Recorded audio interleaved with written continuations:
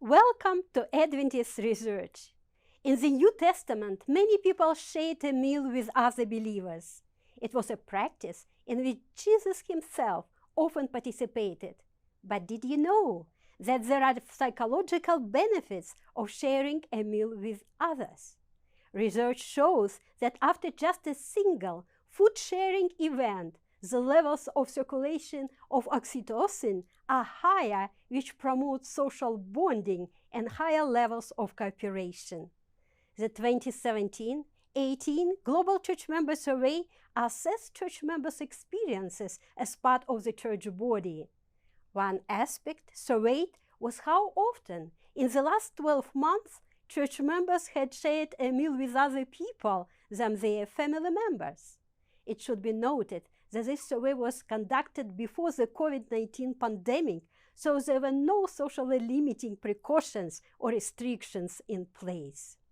A quarter, 24% of respondents, reported that in the last year they had shared a meal more than once a week or every week with a fellow church member.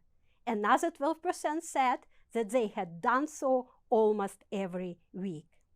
Other church members, 15%, reported that they had had a meal with other believers around once a month. Thus, overall, half of the respondents, 52%, had fellowship over a meal once a month or more often. These are good findings. Nevertheless, many members, 48%, almost another half, said that they had shared a meal infrequently or not at all.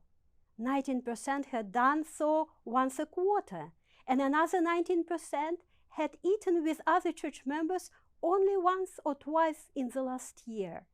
Sadly, 1 in 10 respondents admitted that in the last year they had never shared a meal with another fellow church member or family member. This data was cross-tabulated by division.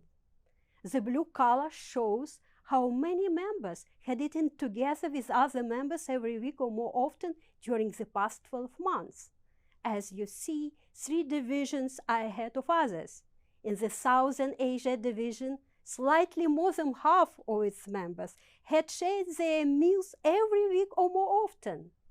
In the Southern Asia Pacific division, about 2 in 5 reported doing so, and in the East Central Africa division, about 1/3 had this custom.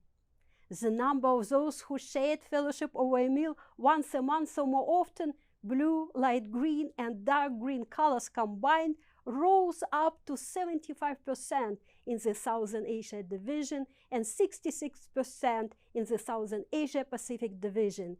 These trends likely reflect the culture within these divisions that promote living within the community.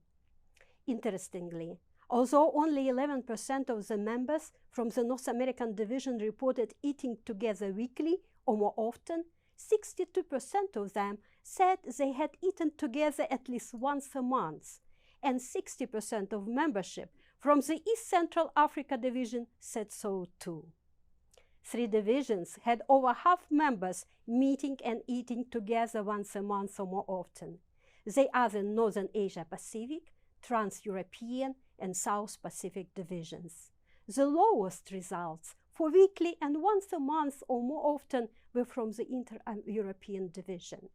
Members in this division, as well as members in the Trans-European, Inter-American, and South American divisions, were most likely to have a meal with others quarterly.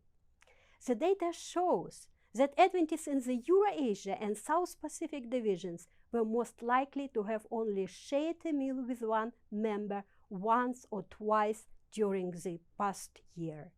Respondents from the Southern Africa Indian Ocean division had the highest percentage, 13%, to have never shared a meal with another church member, followed by the South American division, 12%. Again, some of these trends may be attributed to cultural differences within divisions. However, even if they are, how can members be encouraged to step outside their comfort zone or the comfort zone of their culture to engage in sharing a meal with another member? If church members rarely have meals with one another, it can mean that they do not have close friends in the church.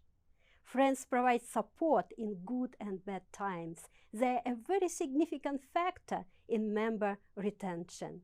According to research by the Barna Group, hospitality is one of the characteristics of spiritually vibrant homes. Has it been a while since you shared a meal with another member and/or that family? What can you do to engage with them in this way? How can you encourage other members of your church to do so? Inviting people to your house for a meal or meeting with them more than during a potluck may also encourage others to open up their homes and their hearts to other believers.